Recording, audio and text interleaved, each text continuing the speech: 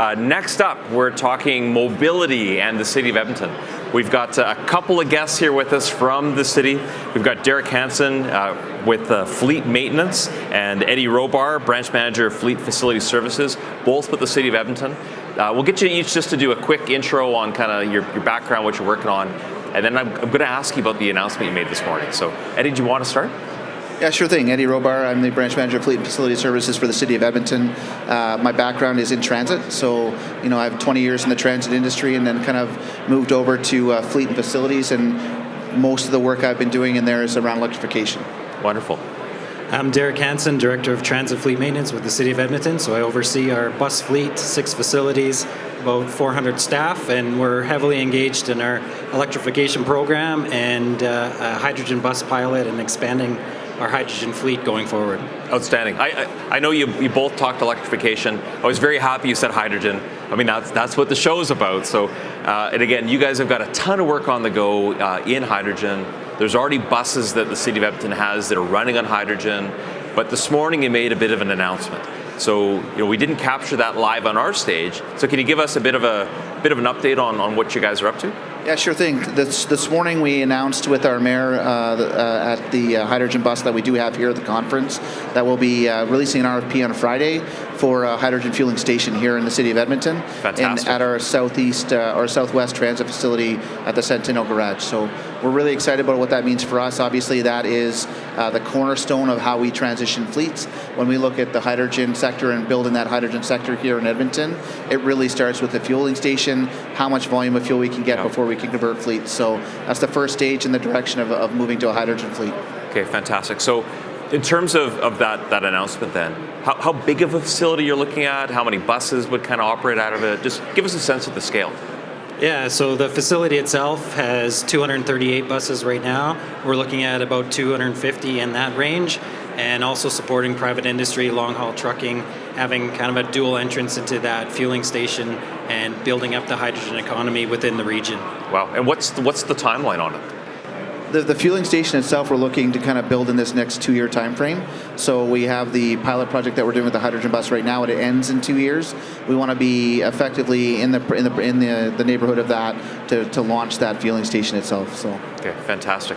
And you mentioned a couple hundred buses. Are you looking at a couple hundred hydrogen buses? What's the mix? That's exactly it, and it's going to be a mix of new buses that we'll procure in addition to dual fuel technology that we'll be piloting starting this year. So it can be a dual pathway there. And as we grow our program, we're actually building a new transit facility that houses about 300 to 400 buses as well. Wow. That will be a fully hydrogen-equipped facility for our transition of our fleet. So that's being built in this budget cycle, in the 4-year budget cycle.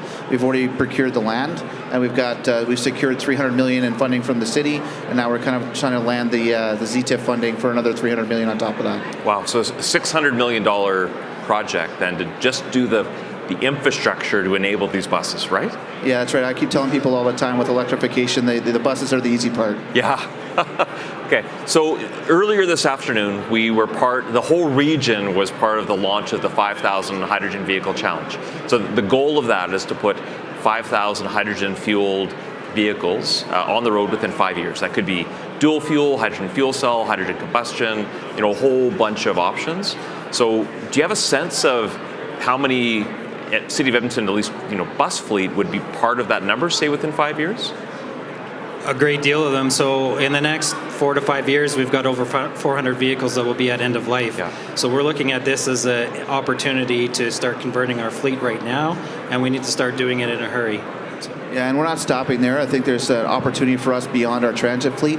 So we're looking at things like waste trucks, our snow and ice fleet, the potential opportunity for us to convert those as well, and building upon that 5,000 vehicle challenge. We have 5,000 pieces of equipment in the City of Edmonton alone. So when we look at the opportunity that we have to kind of be a part of that, we plan on being a significant part of that 5,000 vehicle challenge. Yeah, that's outstanding. And again, that 5,000 vehicle challenge is really just the first step.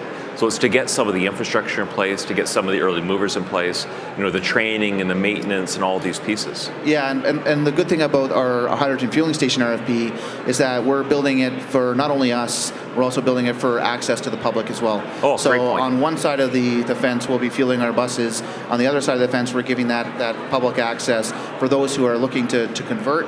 the ability to do so without having to build that fueling infrastructure. Wow. So is it like, if I go and buy a Toyota Mirai, like that kind of public, or is it, fleet vehicles for corporations? Like, what does that mix look like? All of there in between. So we're looking at ability for anybody to kind of go to the station, whether you're a business or you're a private owner of a vehicle, the opportunity exists for everyone. Wow, that's fantastic. So let's maybe get into the weeds a little bit about the RFP. And again, we've got companies here from all over the world. There's lots of international companies that are looking at how do they get into this environment for whether it's infrastructure like pipes and other things, or fueling stations. Is this open just to Canadian companies? Anyone in the world can compete? What does that look like?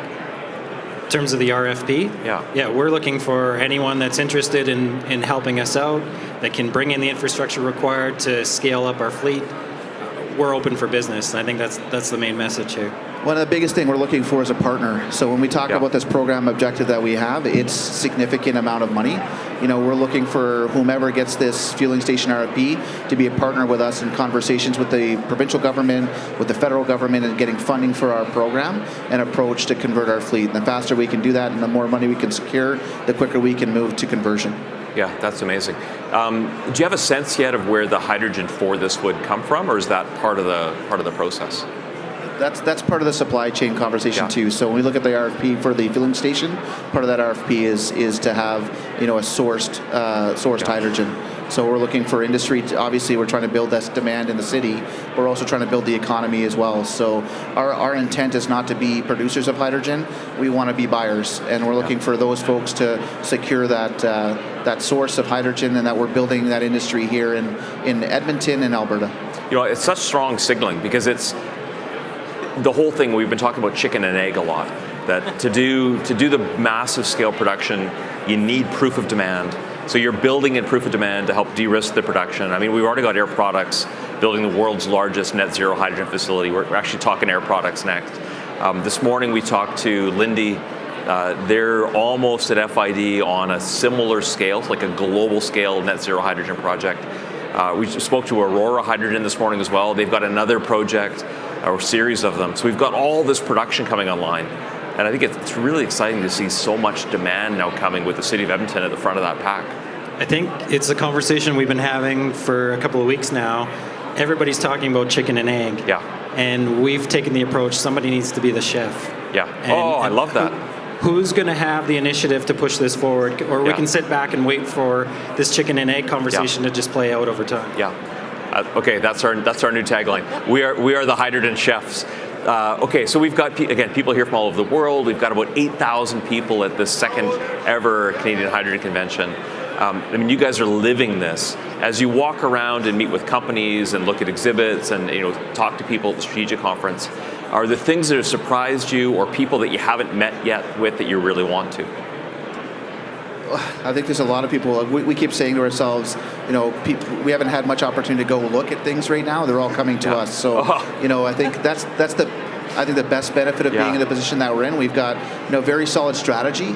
I think really enacting that strategy into a full realized plan is something that we're kind of working on now. We've got a tangible piece of equipment that's running on the road, but we're looking to grow that scope. Our RFP on the fueling station kind of is another tangible piece of that solid foundation and plan, and the industry wants to be part of that. So we're really excited about the opportunity to kind of walk around here. We haven't had much opportunity to kind of get around when everybody's coming to us. So it's a great position to be in. Love it. I think the other thing I would say is this convention this year is on a much grander scale. And it was last year we were sitting on couches just like this that we dreamt of having a fueling station. So to fast forward 1 year later, to be here now, to be in the position that we're in, it's really, really exciting. Okay, so we are the chefs. Your dreams are coming true. Like, it's all coming together for you guys. So again, just so impressed with the leadership and work the City of Edmonton is doing. I'll also highlight that Strathcona County has also been doing bus projects. So there's a lot of partners around the region. So again, just thanks so much for the work that you guys are doing, which you're leading across this whole region. We can build this hydrogen transportation mobility sector out. It's got to start somewhere, and thrilled that it's starting here with you. So thanks so much for being part of this. Fantastic. Thanks very much. Thanks a lot.